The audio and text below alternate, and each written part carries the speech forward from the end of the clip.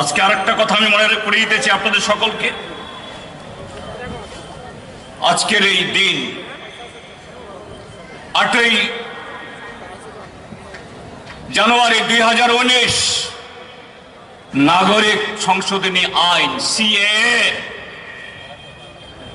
Citizens amendment act আনতে গিয়ে আজকের এই দিনে এই জিরানিয়া মহকুমার মাধব বাড়িতে শান্তিপূর্ণভাবে কিছু যুবক সেদিন রাস্তায় নেমেছিলেন। এই আইন বাতিল করো, এই আইন রদ করো।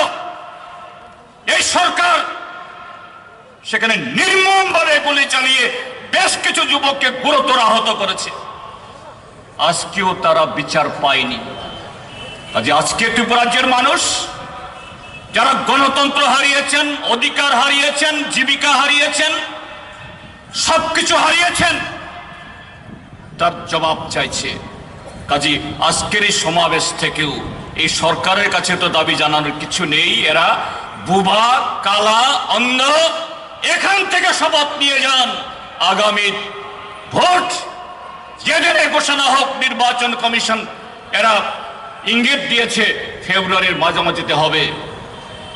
এই সরকারকে বিদায় করার মধ্য দিয়ে শ্রমজীবীদের অধিকার, তার জীবিকা, তার সম্মান, এ রাজ্যের যুবকদের ভবিষ্যৎকে সুনিশ্চিত করা, এ রাজ্যে আজকে সংবিধান গণতন্ত্র কাজ করছে। ভারতবর্ষের কেন্দ্রীয় সরকার 2014 সালে বিজেপি দল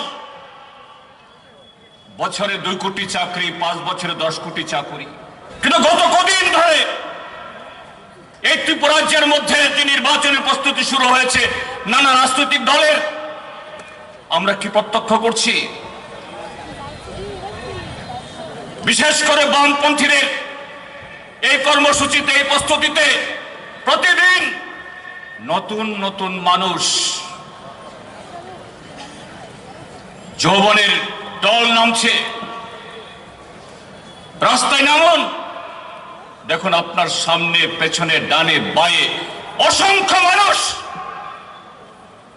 এই দুঃশাসনের যুগকে, দুঃশাসনের অবসান ঘটানোর জন্য আগামী বিধানসভায় ত্রিপুরাজ্যে গণতন্ত্র পুনরুদ্ধারে, আইনের শাসন কায়েমে এবং শ্রমজীবীদের যে অধিকার কেড়ে নেওয়া হয়েছে এটা পুনঃপ্রতিষ্ঠায় যারা বঞ্চিত, এদের অধিকার ফিরিয়ে দেওয়ার জন্য, ফিরিয়ে আনার জন্য আজকে সেখানে তৈরি হচ্ছেন। তারা পারবে না, হচ্ছে না। এটাকে ফিরিয়ে আনা, সেই শপথ নিয়ে ঘরে ফিরবেন, এই আহ্বান রেখে আবারও আপনাদের সকলকে অভিনন্দন, নমস্কার, খুলুমখা এবং আদাব জানিয়ে